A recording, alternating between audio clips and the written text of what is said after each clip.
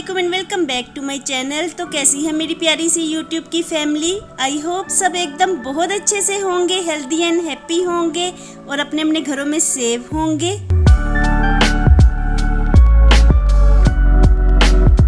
और एक हाउसवाइफ की लाइफ में क्या होता है, सुबह उठते साथ सबसे पहले क्लीनिंग का काम। तो यहाँ पे भी यही सब चल रहा है। और सबसे पहले मैं बेड्स को टाइडी अप कर दूंगी और बेडशीट्स को अरेंज कर दूंगी। तो आज मैं देख रही थी कि क्लीनिंग से ज़्यादा जो घर में चीज़ें बिखरी पड़ी होती हैं उनका मैस ज़्यादा होता है। और अगर सब चीज़ों को अरेंज करके उनकी जगह पे रख दिया जाए तो ऐसे में रूम नीट लगना शुरू हो जाता है। तो बच्चों वाले घर में ऐसा ही होता है, बच्चे चीज़ें यूज़ करने के बाद इधर उधर ही रख देते हैं, तो ऐसे में चीज़ें बिखर जाती हैं जिसकी वजह से घर मैसी लगना शुरू हो जाता है। तो ऐसे में सबसे पहले मैं चीज़ों को अरेंज करके उनकी जगह पे रखती हूँ और अब मैं जल्दी से मोपिंग का काम कर लेती हूँ।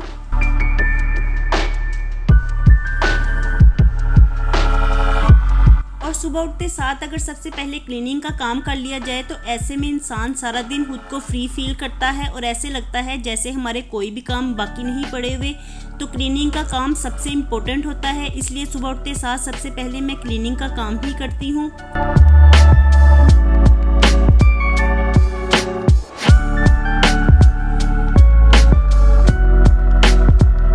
लगा लेने के बाद मैं स्पिन मॉप की मदद से ही पोछा भी लगा लूँगी। तो इसके साथ काम करना बहुत ही आसान हो गया है। जब से मेरी हाउस हेल्पर्स गई हैं तो मैं स्पिन मॉप ही यूज़ कर रही हूँ, तो ऐसे में मुझे काम करना इजी लगता है। तो जहाँ काम करने में पहले 1 घंटा लगता था तो स्पिन मॉप यूज़ करने से काम आसान हो गया है और 15 से 20 मिनट में ही मैं क्लीनिंग का काम ख़त्म कर लेती हूँ। और जल्दी जल्दी से मैं स्पिन मॉप भी लगा दूँगी।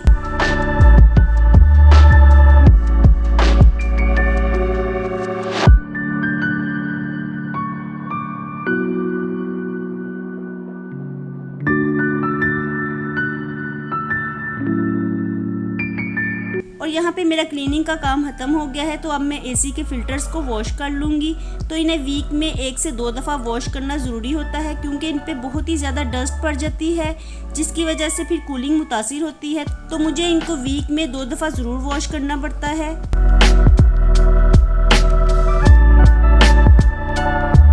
और बाज़ काम ऐसे होते हैं जो देखने में तो बहुत छोटे लगते हैं, लेकिन अगर उनको ना किया जाए तो फिर बड़े मसले बन जाते हैं। तो लास्ट ईयर में एसी के फ़िल्टर्स को वॉश करने में मुझसे थोड़ी सी कोताही हो गई थी जिसकी वजह से हमारा एसी ही ख़राब हो गया था। तो इस साल मैं बिल्कुल कोताही नहीं कर रही और साथ साथ ही मैं एसी के फ़िल्टर्स को वॉश करती जाती हूँ।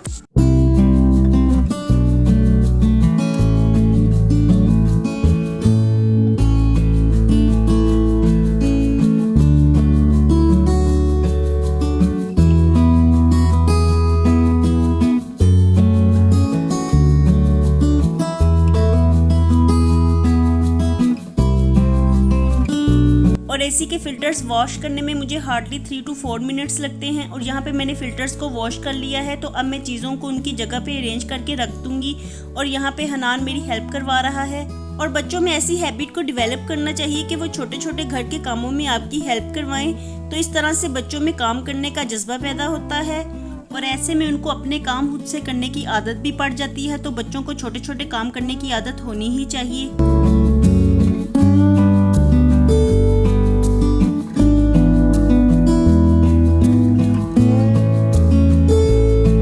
और अब इवनिंग का टाइम होने वाला है तो मैं जल्दी से प्लांट्स को पानी दे दूंगी। तो यहाँ पे इस कदर शदीद धूप पड़ती है तो जिसकी वजह से सारे ही प्लांट्स ड्राई हो जाते हैं। तो आजकल इनको 2 दफ़ा पानी देना पड़ता है। मैं इनको मॉर्निंग में भी पानी देती हूँ और इवनिंग में भी पानी देती हूँ, तो जिसकी वजह से प्लांट्स नेक्स्ट डे की धूप को बर्दाश्त करने के काबिल हो जाते हैं। वरना यहाँ तो इस कदर शदीद धूप पड़ती है कि सारे ही प्लांट्स ड्राई हो जाते हैं। तो इनकी केयर करना भी ज़रूरी होता है क्योंकि मैंने टेरेस पे बहुत ज़्यादा प्लांट्स को रखा हुआ है और मुझे प्लांट्स का बहुत शौक भी है।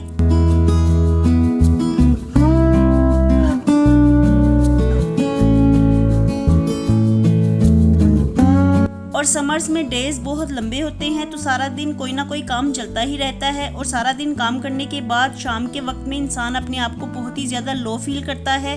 और यहाँ पे मुझे गर्मी भी बहुत ही शदीद लग रही है, तो ऐसे में मैं नींबू पानी बनाने लगी हूँ। और नींबू पानी मैं सबके लिए ही बनाऊँगी क्योंकि हमारे घर में सब ही नींबू पानी बहुत शौक से पीते हैं। और वैसे भी गर्मियों में नींबू पानी का इस्तेमाल ज़्यादा ही करना चाहिए क्योंकि गर्मियों में नींबू हमारे लिए बहुत ही फ़ायदेमंद होते हैं।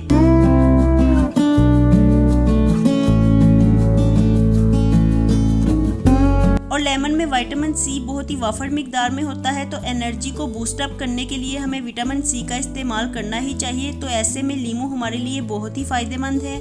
और आज मैं लीमू पानी में चीनी ऐड करने की बजाय थोड़ा सा संदल का शरबत ऐड कर रही हूँ, तो इसके साथ फ्लेवर बहुत ही अच्छा हो जाता है। तो चलिए लीमू पानी बन गया है, अब हम अपना लीमू पानी एंजॉय करते हैं।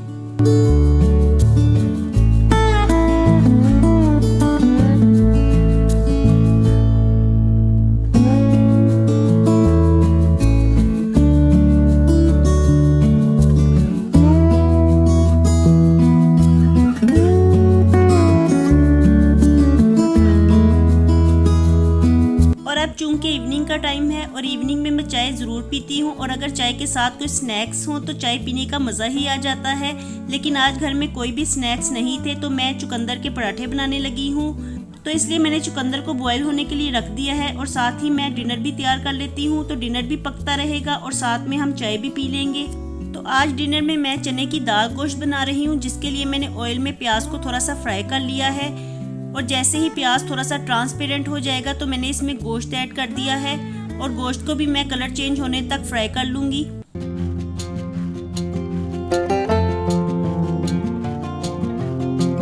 और अब मैंने इसमें लहसुन और अदरक का पेस्ट ऐड किया है, और पेस्ट ऐड करने के बाद मैं इसे 1 से 2 मिनट के लिए फ्राई करूँगी। और जैसे ही लहसुन अदरक का पेस्ट फ्राई हो जाएगा तो अब मैंने इसमें टमाटरों का पेस्ट ऐड किया है, तो मैं खानों में टमाटरों का पेस्ट ही ऐड करती हूँ। और अब साथ ही मैंने स्पाइसेस भी ऐड कर दिए हैं, तो स्पाइसेस में नमक, पिसी हुई सुरख मिर्च, खुश्क धनिया पाउडर, हल्दी और कुटी हुई लाल मिर्च को ऐड करूंगी। और साथ ही मैंने 1 टीस्पून जीरा ऐड किया है। तो जीरे का फ्लेवर खानों में बहुत ही अच्छा लगता है, और मैं खानों में जीरे का इस्तेमाल ज़रूर करती हूँ। और सब स्पाइसेस को मिक्स करते हुए मैंने इसमें थोड़ा सा पानी ऐड कर दिया है, और साथ ही इसे 5 से 7 मिनट की स्टीम लगा दूंगी। तो जितनी देर में गोश्त सॉफ्ट होगा उतनी देर में मैं चने की दाल को भिगो के रख देती हूँ।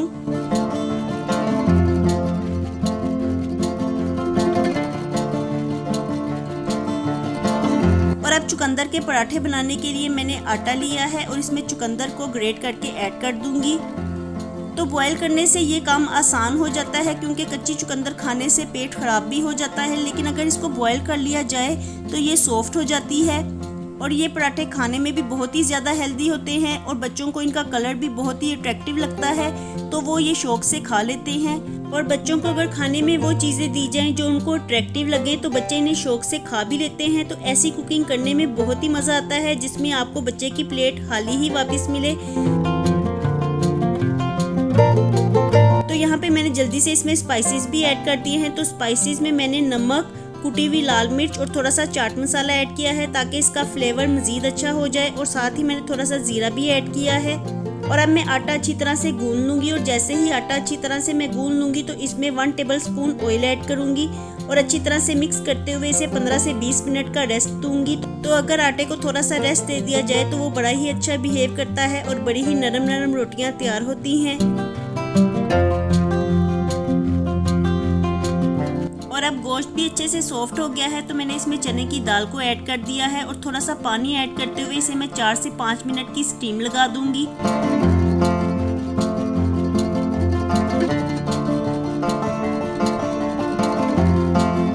और दूसरी तरफ अब मैं दूध को भी बॉईल होने के लिए रख दूंगी, क्योंकि अभी मुझे चाय पीनी है, तो इसलिए मैं दूध को बॉईल कर लूँगी।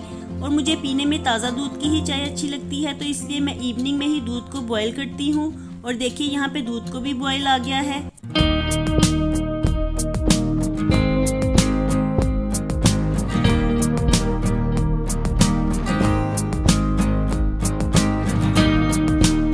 और अब मैं जल्दी से पराठे बना लूँगी। तो आज मैं चौकोर पराठे बना रही हूँ, क्योंकि एक तो बच्चों को इनका कलर बहुत अट्रैक्ट करता है, और अगर दूसरा इनकी शेप भी थोड़ी सी चेंज हो तो बच्चे इसे शौक से खा लेते हैं। और यहाँ पे मैं सबके लिए ही पराठे बना रही हूँ।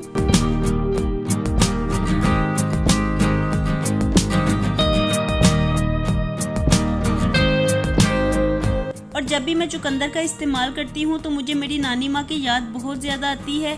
तो वो मुझे बताया करती थी कि जब वो छोटी होती थी तो उनके ज़माने में मेकअप का सामान नहीं मिलता था, तो वो चुकंदर को ही लिप्स पे और ब्लशन के तौर पे यूज़ कर लिया करती थी।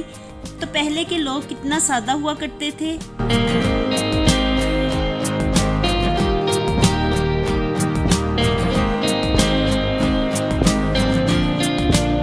देखिए चुकंदर वाले चकोर पराठे देखने में कितने अच्छे लग रहे हैं और ये खाने में भी बहुत ही मज़े के होते हैं और हेल्दी भी होते हैं।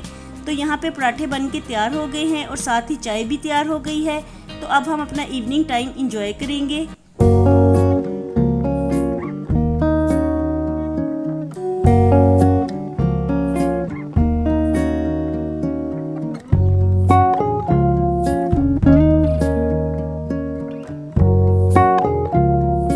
मुझे तो चुकंदर के पराठे के साथ थोड़ा सा अचार लेना भी अच्छा लगता है और ये पराठे अगर मॉर्निंग के टाइम भी खाए जाएं तो खाने में बहुत ही अच्छे लगते हैं। और अगर आपके घर में भी बच्चे हैं तो आप इस रेसिपी को ज़रूर ट्राई कीजिएगा, क्योंकि बच्चे इस रेसिपी को बहुत ज़्यादा पसंद करते हैं। और यहाँ पे हमारा दाल गोश्त भी बन के तैयार हो गया है, तो मैंने इसमें गरम मसाला ऐड किया है, साथ ही मैं थोड़ा सा कटा हुआ हरा धनिया भी ऐड कर दूँगी। तो डिनर हमारा तैयार हो गया है, लेकिन अभी किसी का भी मन नहीं हो रहा डिनर करने को, क्योंकि शाम में हमने पराठे खाए थे, तो जिसकी वजह से अभी बिल्कुल भूख नहीं लग रही। तो जल्दी से मैं किचन को क्लीन कर लेती हूँ, फिर जैसे ही बच्चों का जी करेगा तो मैं उनको रोटियां भी बना दूंगी। और किचन को अगर साथ साथ ही साफ करते रहें तो इसका ये फ़ायदा होता है कि रात में जब आप किचन को क्लीन करते हैं तो फिर आपको ज़्यादा एफर्ट्स नहीं लगानी पड़ती। तो मैं तो किचन को साथ साथ ही क्लीन करती रहती हूँ। जैसे ही मैं किचन में कोई काम करती हूँ तो इसके फ़ौरन बाद ही किचन को क्लीन कर लेती हूँ।